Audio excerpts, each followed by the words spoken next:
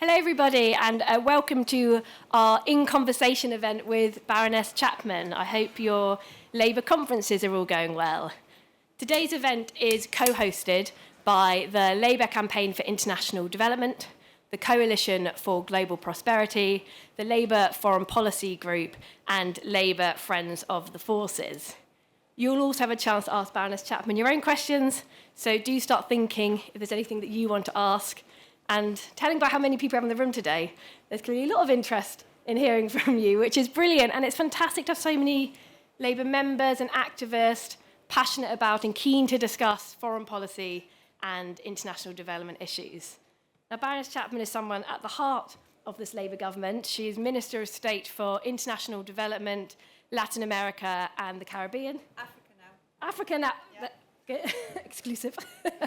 Minister of State for Africa, International Development, and still Latin American, Caribbean? Our sort of internal rearrangement of things does matter to people. So Latin America and the Caribbean will be led by Chris Elmore, MP for Ogmore, and I'll be doing Africa and International Development. Perfect. Thank you for clarifying that. That's quite all right. And many of you might know Jenny from her years of campaigning and service as Member of Parliament for Darlington in the Lords and now helping the government shape our engagement with the world. So thank you so much for joining us today. I want to start by addressing something that I'm sure is at the forefront of so many of our minds, and that is the horrific scenes we've seen coming out of Gaza. I know there's a lot of pressure on the government to do as much as possible to help. Could you firstly tell us what the UK government is doing at the moment to help alleviate the situation on the ground and crucially try and get aid in? And secondly, looking beyond the current crisis, now that the UK has recognised Palestinian statehood, what role do you think Britain needs to play in helping to build that long-term peace in the region? Yeah, I mean, those are very good questions. I mean, first of all, please, if we're going to get through an hour together, please don't call me Baroness every time. It's just a job title, so please do call me Jenny. From my perspective, obviously we have done we've made some decisions that I didn't expect us to make at this time. We always said that recognition, we wanted that to be part of a wider process and that we would recognise at a moment that we felt was that gave us the best chance of securing a two-state solution and a lasting settlement. That isn't the circumstance in which we recognised Palestine last week. We've done it in order to have some prospect of protecting the possibility of a two-state solution, and that we've made that decision. I think it was the right one, and I think it's the only one we could have taken in that context in the end. But we've also, we've withdrawn arms export licenses, we've sanctioned members of the Israeli cabinet, we have led ever increasingly strongly worded statements with colleagues internationally. Those are all the right things to do. When I was on the border earlier this year in a warehouse full of medical supplies, talking to the ICRC, looking at the equipment and the food that we couldn't get to the people who desperately needed it, all of that feels, you want to feed and support a community and children who are starving, and you're talking about recognition in New York, and it feels very disconnected to me. I talked to Cindy McCain, who, as you'll know, runs the World Food Programme regularly, and we share, the frustration that she expresses. She has workers on the ground, she has trucks full of food that are ready, and she can distribute them without guns, and she's able to do that very, very quickly, and she's prevented from doing that by the government of Israel. And I think she's probably the best placed actor in the UN to have the chance of a decent relationship there, and even she is finding it incredibly difficult. There is slightly more getting in than there has been before, but it's just nowhere near enough. And the GHF method of distribution of aid has been a catastrophic failure, as we all said it would be, and it just proves that humanitarian principles really matter. What I can't understand is why the government of Israel is not more concerned about the outbreak of disease now. Previously, they've always been very concerned about that because clearly disease knows no border. But we're on the verge. IPC have designated famine already. The cascade effect is starting to hit. Disease is going to spread unless something is done very, very urgently. And even then, because once these things take hold, it's very, very difficult to act. So I'm incredibly worried, and I think the things that we're doing diplomatically and on the world stage are important, but they don't feed a single child. And we have to keep on using whatever levers we can, some of that via the United States, to persuade the people who do control access that it is not in their interest to see a population starve like they are. Thank you, Jenna. I'm sure we might come back onto Palestine during the audience questions. Sure. I want to move on to your vision for development. In a recent essay you authored for the Fabian Society and the Labour Campaign for International Development, you reflected on a new model of development, one that moves beyond aid and looks at partnership, advice, being locally led. Could you tell us a bit more about that vision and what it would look like in practice? Well, I mean, some of this is about necessity because we've got less money to spend. We've still got a lot of money to spend on this, but less than we did before. But I don't think any of the ideas that I put forward in the Fabian essay are particularly new or groundbreaking. I think that what you have now, though, is a government that wants to be much more active on this agenda. And sometimes a lack of money is what can really drive that change and that efficiency. We need to get hold of all the money that's spent on development across the whole of Whitehall, which the Treasury has now given us the levers to do, and to get it operating to single strategies so that we cut out a lot of the duplication. So that's one thing. But the most important thing, like you say, is to really hear the voices of countries where development is their job. Development doesn't happen in the UK. Development happens in developing countries, and yet their voices and their leadership and their agency somehow is never really at the centre of these debates. That's got to change. And really what I'm arguing is that we need to find a way to get voices of developing countries heard at institutions like the World Bank, so that the way they work is actually done in a way that works for developing countries. Things like debt that we talk about a lot. We need to understand that debt has changed. Debt is often in private hands now. We don't have the debt to cancel anymore. This is it's completely different. Debt is held within countries. Then you've got a whole load of financial exchange rate problems to contend with as well. So it's really about understanding and respecting and listening much, much better, and using methods of getting money from public markets in the global north into developing economies at a scale that we've just never ever managed before. I think we can do it, but it's not something that the UK can do alone. Then there's the issue about expertise and all of. I hate calling it expertise. Really what we're talking about is learning from each other, and we can learn a lot from developing countries too. So it's a shift in mindset, I think, but. Please have a read of it and read the contributions from others as well, because I think it's a nice collection of different ideas that hopefully will sort of start to, wake some of us back up again. Just one last point. I think the whole debate around money and inputs and are you on 0.5, 0.3, 0.7, for a start, it leaves the wider public completely cold. But actually, it's all about inputs, and we've got to start making ourselves accountable for outcomes on the ground. And you do that in a much, much more inclusive way than just by your bilateral programming. Thank you. You touched on the aid budget, and you mentioned we're aware there's less money now to spend than previously. Within that, what are your priorities? And you touched on this already a bit, but how are you thinking about where and how we invest that development spending to have maximum impact with a smaller pot? The first thing we've got to do is stop spending £2 billion on in donor refugee costs in the UK on hotels here.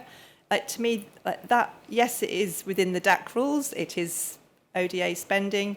It's politically really unpopular here, in case anyone hasn't noticed. But it's actually, it's money that ought to be spent on supporting economies so that people don't, and preventing conflict and preventing climate change, so that people don't feel the need to make these hideous, life-threatening journeys. So there's £2 billion there that I've got my eye on. But, I mean, the way we have to spend it, we need to think much more like investors. There will always be a need, and the UK will never back off from this. There will always be a need, sadly, for us to spend money feeding people, providing healthcare, providing emergency education, protecting people in places like South Sudan, and that we must always be prepared to step in when crisis hits. That is a global leadership role. It is morally the right thing for the UK to do. But if that's all we do, then nothing will ever change. And what we hear now from the President of Ghana, the outgoing head of the African Development Bank, is they want investment. They want to be able to build their own schools, own hospitals. They want to manufacture their own vaccines and health devices. They want to decide how to educate their children. They want to grow their manufacturing industries. They want to trade with one another, not just with us. And those are things that they need. We did this through investment, and that's what developing economies need as well. But it's really difficult because where the money all sits in public markets, they don't understand, and they tell us that that HSBC, JP Morgan, Aviva are saying to us, we're interested in this investment, but we don't understand how to calculate the risk. We don't understand what a good investment looks like in those places. We see that there is an opportunity, and we want to be in there, but government, can we work with you on getting the right data that we need, building the right relationships, understanding the political economy, so that we can convince our boards that this is the right kind of activity for us to be in.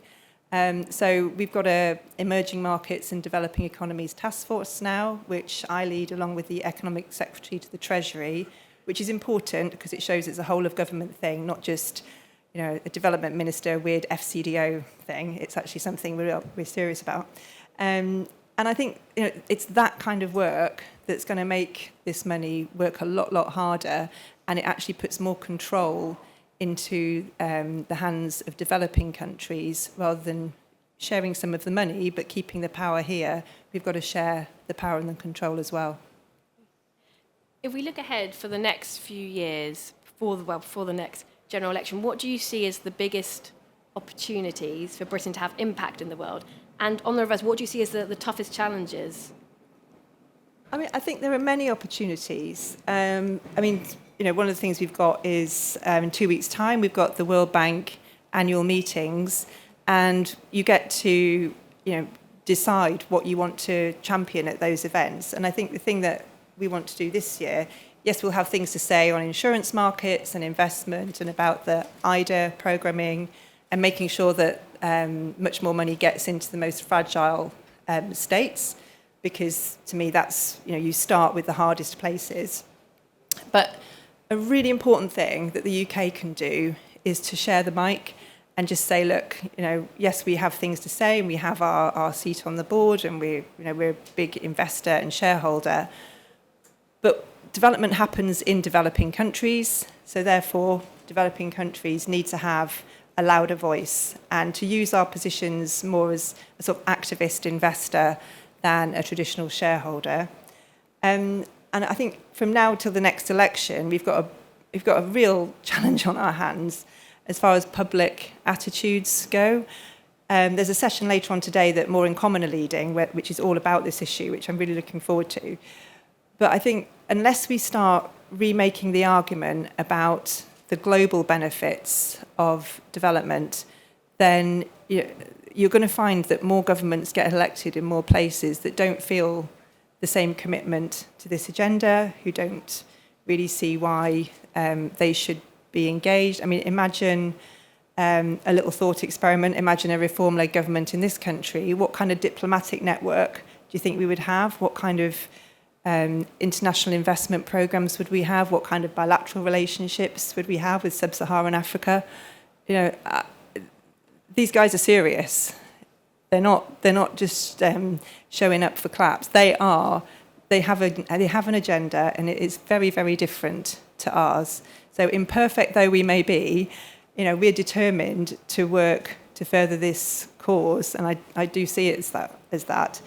And we have to recognise we're in a fight, and we have to relearn how to argue for this. And I think maybe because of 0.7, maybe because of the International Development Act, I don't know, but we've sort of let ourselves off a little bit.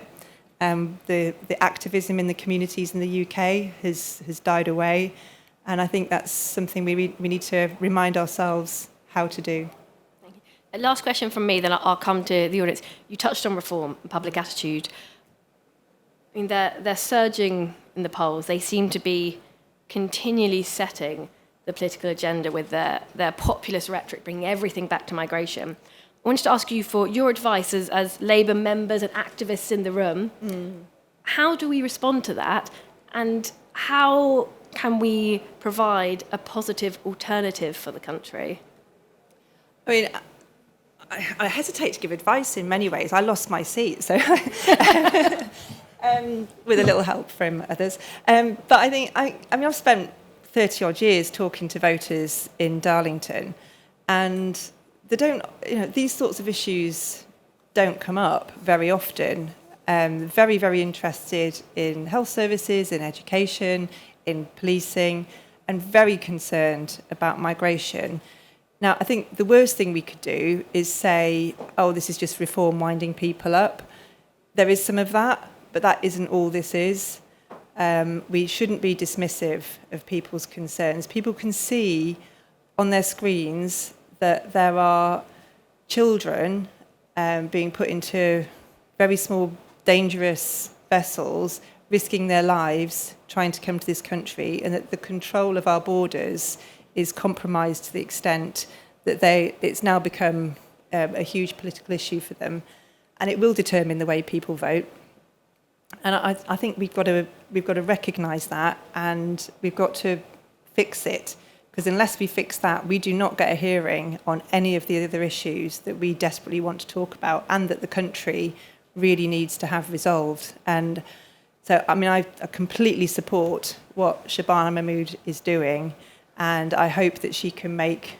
I mean, we don't have long, but she's got to persuade the British public, because of what she's actually able to do, that our borders are secure and we've got a system which is fair and is under control. Because what the Tories left us with is anything but.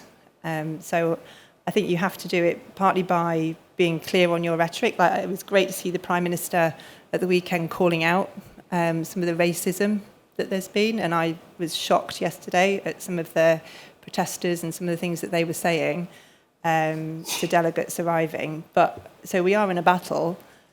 We can win it, but if we just kid ourselves that this is just a battle of rhetoric, it isn't. There is substance to it too. We'll now come to audience questions.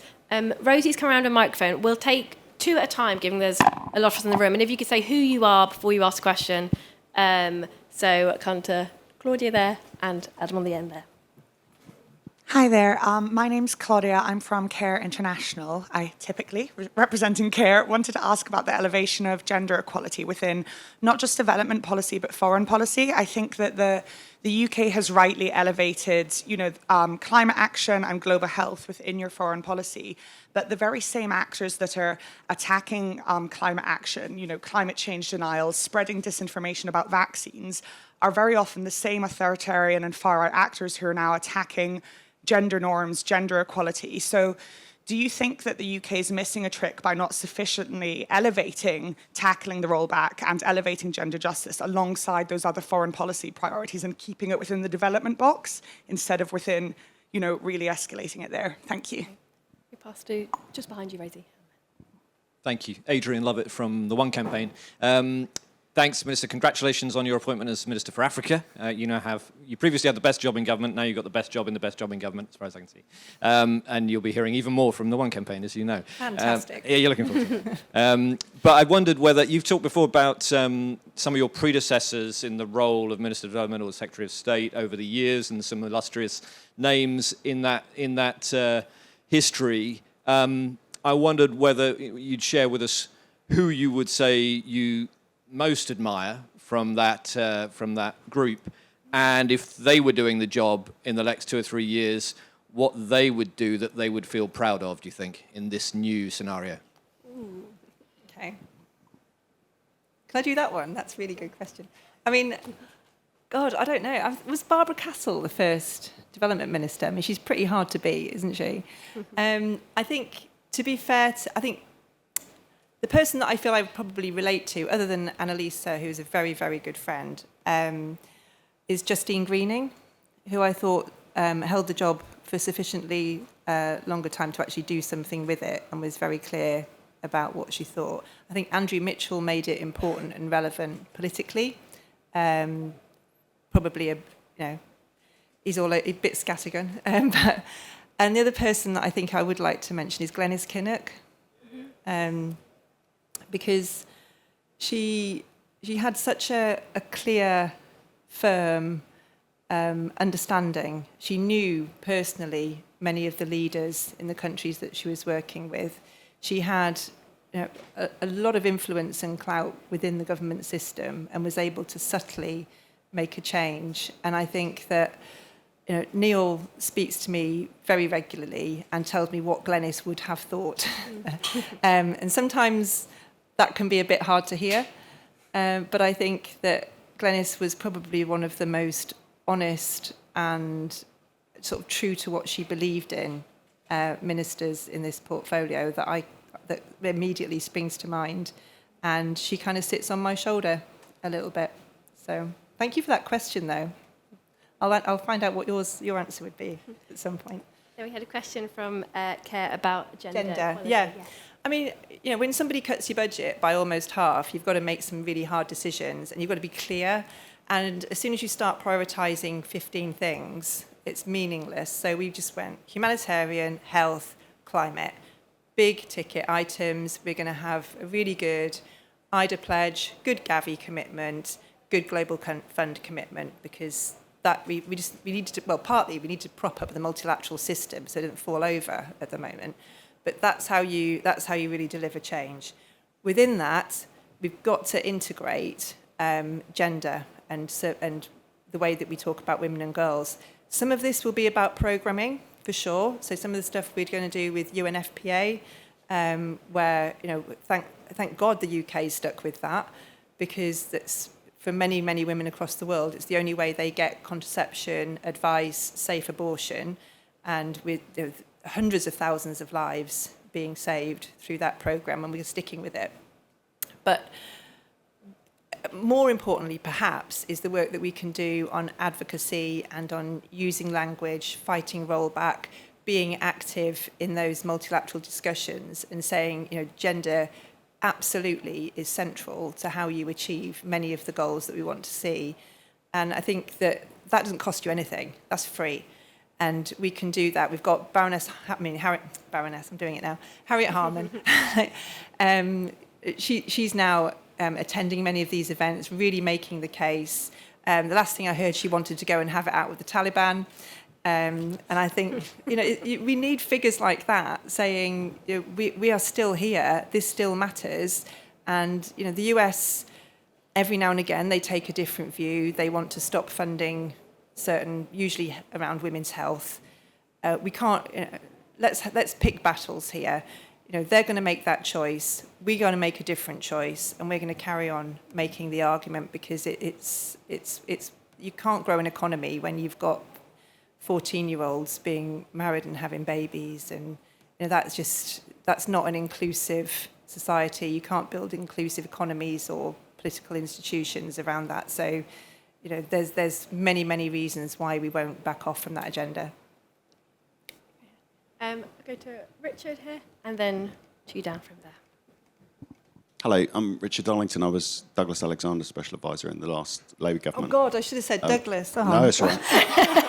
I mean, let me stick up for Hilary Benn, another one of your cabinet colleagues who, did some great work that we God. inherited. Okay, I want to ask about input measures, because you've just mentioned it again. You mentioned it at UNICEF earlier on. And I wanted to sort of urge you to reconsider the political communication benefits of input measures. So Douglas Alexander published a white paper in 2009. The big headline for that was that we were going to allocate 50% of bilateral spend in conflict-affected states. It sent a really clear signal about what our priorities were. And most importantly, it told all the country offices all around the world what we expected them to do.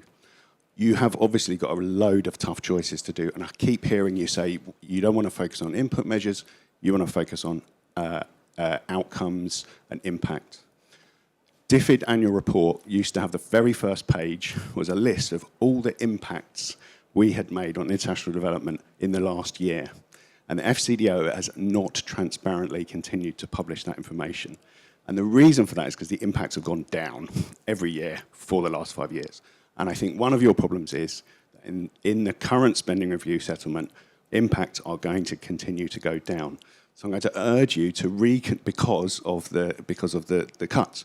You've had to cut hundreds of millions this year. You've got to cut billions next year, and will continue to the year after. So for the next 2 years, in terms of political communications, when you go to the great city of Darlington, you talk to people on the high street, they're going to tell you that they are watching Soccer Aid and texting donations to UNICEF because they care about children.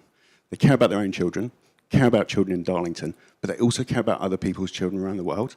You can't go to them and say, we really need to prop up the multilateral system, but you can say to them, we want to vaccinate children, we want to prevent them dying from malaria. That's why you're investing in Gavi. That's why you're going to invest in the Global Fund. So I just think UNICEF are asking you for 25% of ODA to be allocated to children. They're lobbying you for an input measure. Claudia will lobby you for an input measure on women and girls. Adrian will lobby you for an input measure on sub-Saharan Africa.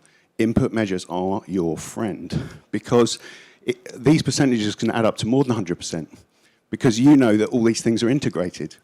These are really good ways to signal your priorities and what you're doing with ODA in a language that the public understand. They know about kids, they understand vaccinations. They don't care about propping up the multilateral system, even though you should be doing it. So I just urge you to sort of, you can still be focused on impacts, but your political communication at this stage will really benefit from you embracing input measures. I just disagree, Richard. I'd love to hear it. Right. I'd love to hear. I disagree, and I think we've failed on political communication on development over the last 10 years, completely. We should all be really challenging of ourselves when we consider the cut that was made and the fact it was really popular. That should make everybody look to themselves and think, perhaps we're getting something wrong. So you say I should want more input measures, and then you talk about Gavi and vaccination. Saying we are vaccinating millions of children, that's an outcome. That is something that I can go to. And I think you're right that people do care about that and they understand that there's a need for us to lead on global health. We don't talk, I did lose my seat, so, but even I can understand, as somebody who grew up in Darlington myself, that you don't go to the public and say we're propping up the multilateral system, of course. But what you do go to them and say is that this is not the UK acting alone. This is the UK working alongside partners in Norway, in Canada, in Ethiopia, and that we are working together to combat some of these issues that everybody accepts are true. So the language that you use is really, really important. But I think saying that it's okay to carry on just asking for X percent of this or achieving, a certain percentage of that, and it's they are done with that. I'm done with that. I'm done with it. It doesn't get you anywhere. It creates a whole bureaucracy around monitoring and assessment and all the rest of it.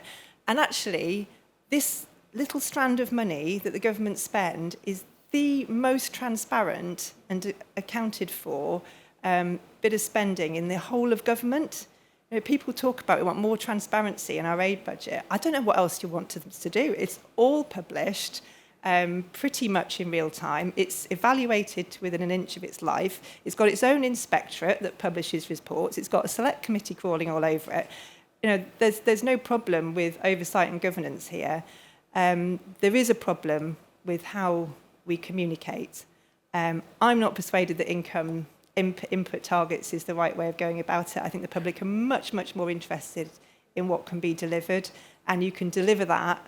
And as far as the network goes, there is something important about signalling to the network what matters, but there's also something important about having professionals in country who are given the freedom to innovate and create and to plan their spending over 3 years, not 1 year, to have real partnerships with local organisations, to build the relationships with the politicians in country where you can, and come up with shared agendas and partnerships. So I think we can do that a lot better as well. I don't know how they manage with having been given this money 1 year to the next and then getting told, oh, the Foreign Secretary has just made a speech on whatever, that's now your priority. I mean, honestly, it must drive them insane. So we've got to allow people the ability to innovate and to plan properly. But, let's keep on, this is what conference is all about, right? Let's keep on having the discussion. Speaking to the gentleman in the front row, Rosie. Hugh Bailey. Until very recently, was the commissioner of the Aid Inspectorate that you were talking about, and during my time in Parliament, I spent 14 of those years on the International Development Committee. So I agree, Jenny, there's lots of scrutiny there. You're in a really important job, and I'm glad you're there and you can make a difference. 2 quick points. Private investment will be important for development, but it will go largely to Ghana, as well as to the Vietnams and the Indias and the Chinas, which I think means that you need to relentlessly focus what ODA is in your hands on the poorest countries, on the Malawis, on the DRCs, on the Somalias, fragile and conflict states. One point there. The other is this. You'll never get a majority of people in any constituency saying their top priority is international development.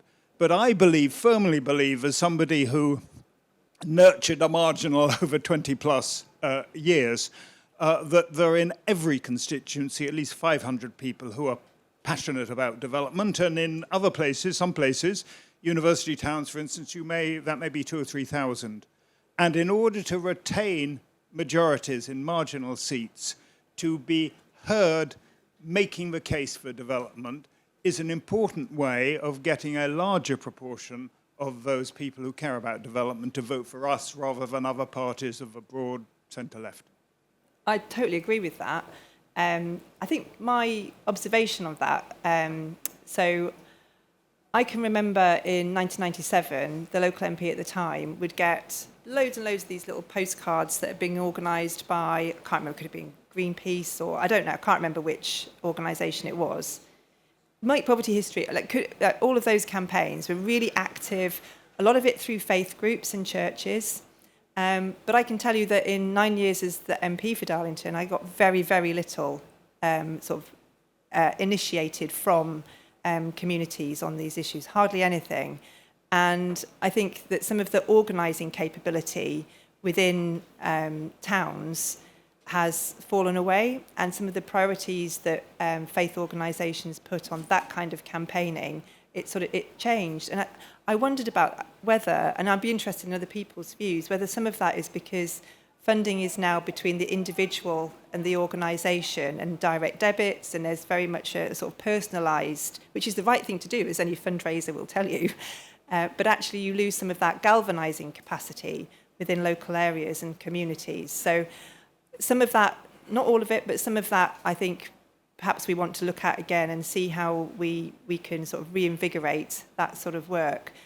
Because you can have a local MP making the case, but it's really, really much more effective if they've got a local activist community to work alongside. But I think you're absolutely right in terms of where this sits within our politics. It's our responsibility to make these arguments, and then there is an audience of people who desperately want to hear that from us.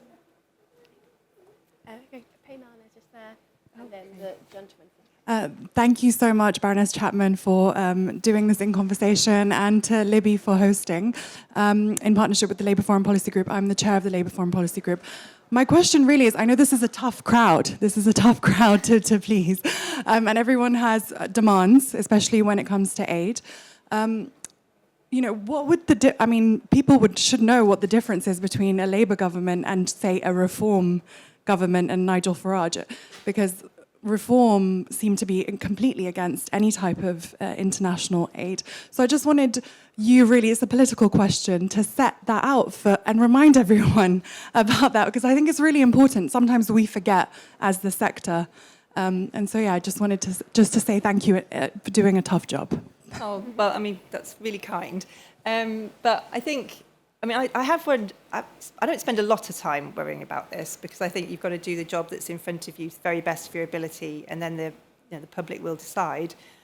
But I think if you did have that kind of government, you'd find that there was the diplomatic network that we have would be decimated, and many of the countries that we're most interested in wouldn't have a UK presence anymore, never mind any kind of programming.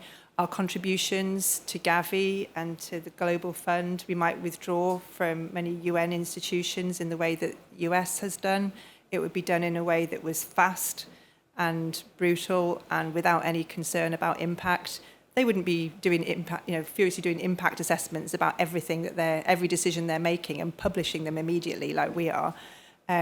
So I think it would be catastrophic.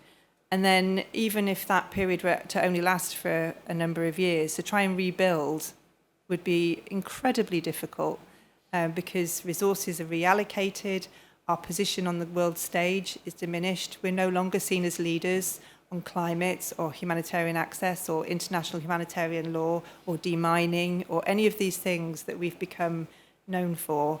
And I think that, if anything makes you leave this conference thinking, I've really, whatever I've been doing to support a Labour government, I need to do it twice as much. I think it's that thought. But I don't really like that kind of trying to activate our base through fear and the prospect of something terrible. I think we have to be very proud of what we've already achieved and the ideas that we have and the ideas around development and the partnerships that we have and the vibrancy within the development community. I think it's really strong, but sometimes it stays too much within that community. So I would like to see us sort of break out of that and share some of the pride and the sense of achievement of things that the UK have led over the last generation and what we've done, and make the public feel proud of what we've done. And it's not too difficult to explain the connection between protection from pandemics and investment in global health, or in energy transition and opportunities for the energy sector in the UK. Those are not the primary reasons we do things, but a world where you have so many people living in poverty and conflict-affected states is not a safe world. Nobody can be truly prosperous and secure while that continues. And I think that's an understanding that if we get the politics of the next few years right, that can be far more widely shared, and we can actually grow support for this agenda in a way that we haven't for a very long time. Thank you. I think that really helps focus the mind of all of us as whether international development sector, Labour members, on how important this work is, but how important this moment is politically. Can we go there, I think? Thank you. Patrick Stevens, Labour member and former head of international at the Crown Prosecution Service. I'd like to go back to your point about the need for us to do development and influence around the world better because of malign forces that might be doing it for other reasons, and the competition there is, and highlight the link between the rule of law, justice development, and both foreign aid development and UK soft power. I would like to highlight the point about the link between the rule of law and growth, prosperity, and influence, and the fact that it's something that we do particularly well. And I just wanted your thoughts on the link between the importance of the rule of law and development around and influence around the world. Well, I think it's fundamental because you can't have a secure economy if you don't have proper legal institutions which are, not, they're sort of separate from the state, and they are available to everybody, so that you can have investment with security. And the way that I think when this works really well is through partnership. So we don't just send a team of people to train some judges and then we come home again, because that really doesn't work. What works well is when you embed a criminal justice advisor into another country, and you allow them to work with their police, with their prosecutors, with their politicians and decision makers, build up a relationship of trust and come up with solutions that are appropriate for that context, rather than just saying, this is how we do it, this is how you should do it. And I think that's a properly respectful way to go about things, and I've seen that work incredibly well. Under the last government, that was severely rolled back, and there was much more of this kind of like dipping in, going somewhere else, not really building up those proper relationships. I think we need to get back to something which is much more long-term and sustained.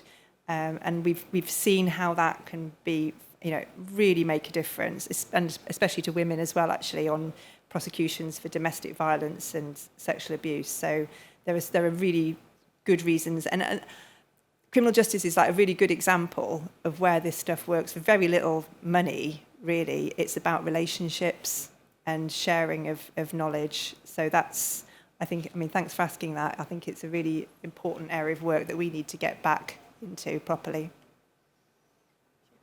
Can we have the woman there, and then also the woman with the scarf back there?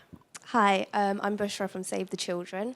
What our staff are witnessing on the ground is consistent with the UN's findings that a genocide is being committed by the government of Israel in Gaza. So I just want to know, what is the UK's approach now that the report has been that the report has come out, and beyond state recognition, what steps will the UK now take?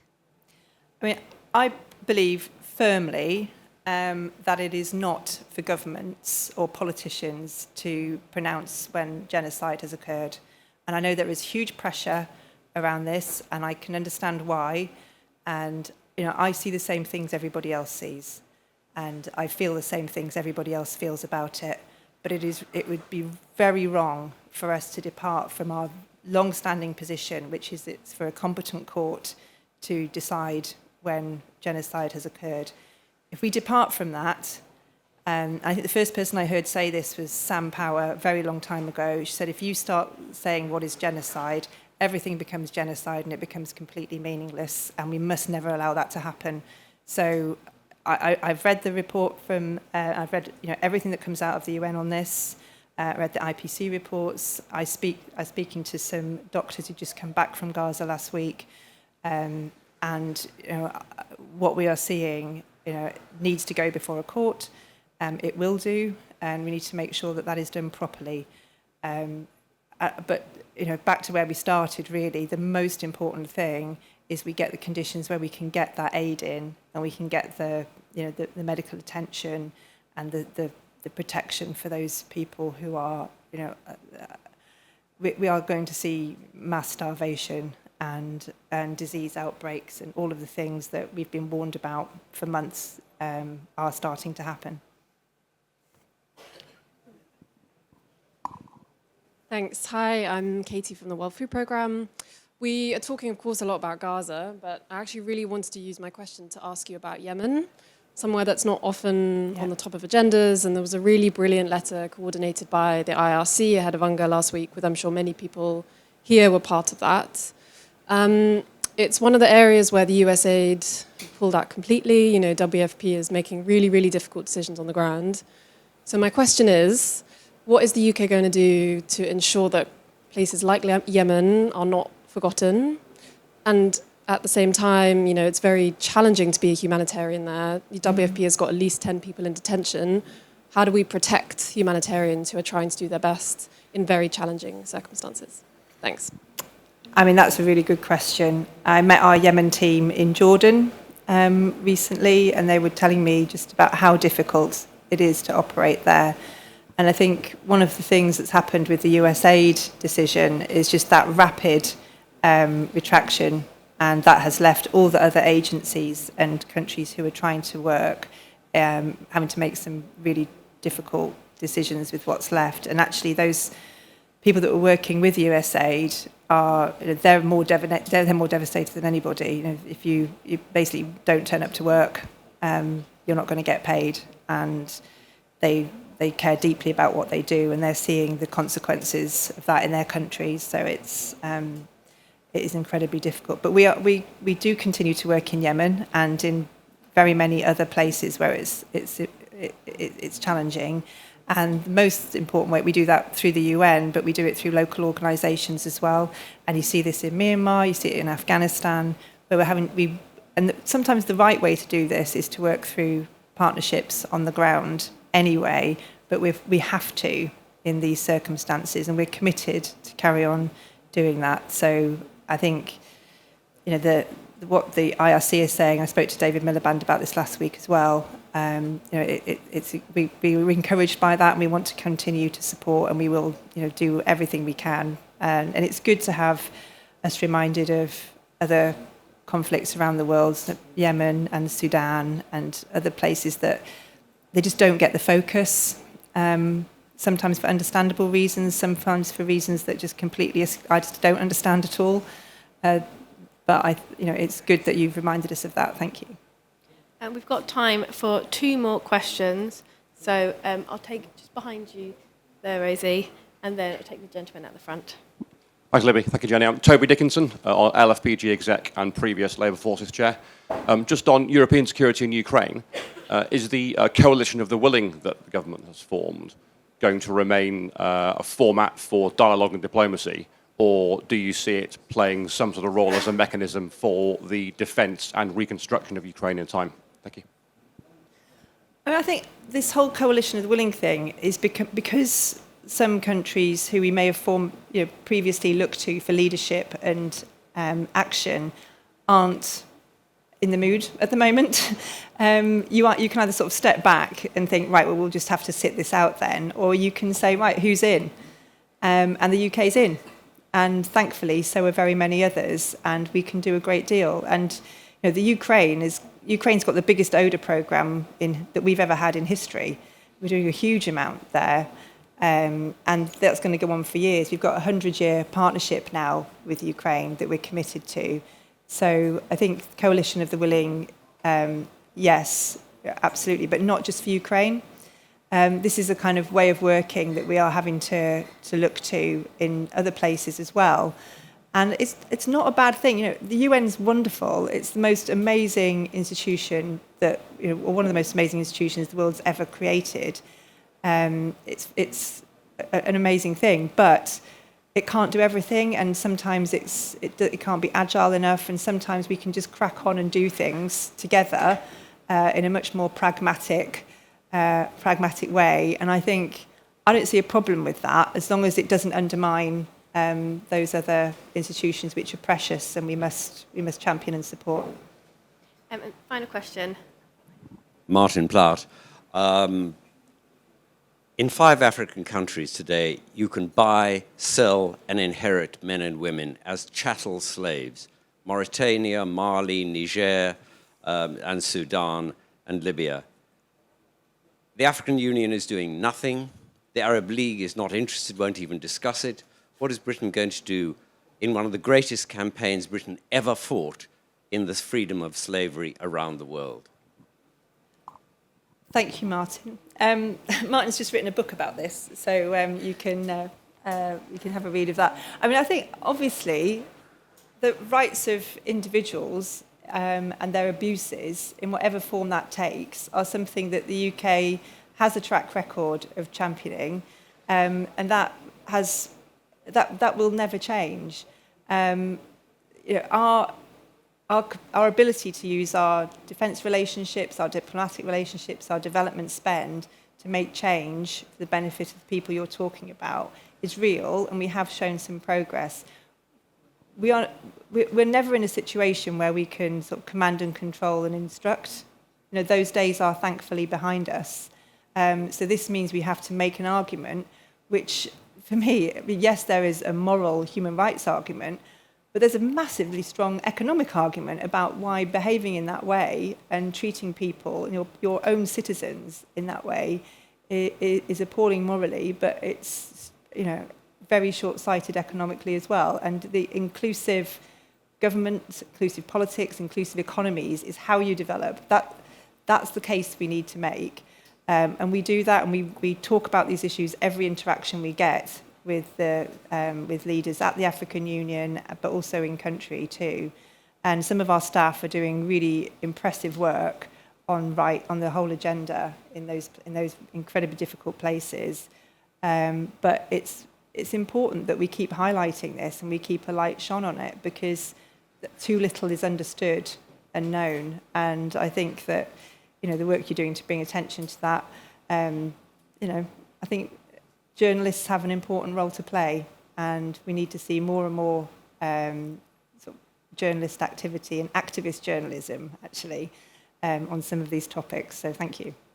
Thanks, Jenny. And an important issue to end on. I'm afraid that's all we're going to have time for. Thank you so much for all of your questions. Thank you, Jenny, for so generously answering all our questions. I'd also like to say a special thank you to Ellie, Guy and Rosie for organising today's event. We'll be going straight into our next event in here afterwards, called Defence Beyond the Military, How Development Builds Lasting Security, which is in here with the Mines Advisory Group at 11:30. So that'll be a fascinating discussion. I hope you enjoy the rest of your conference. Thank you.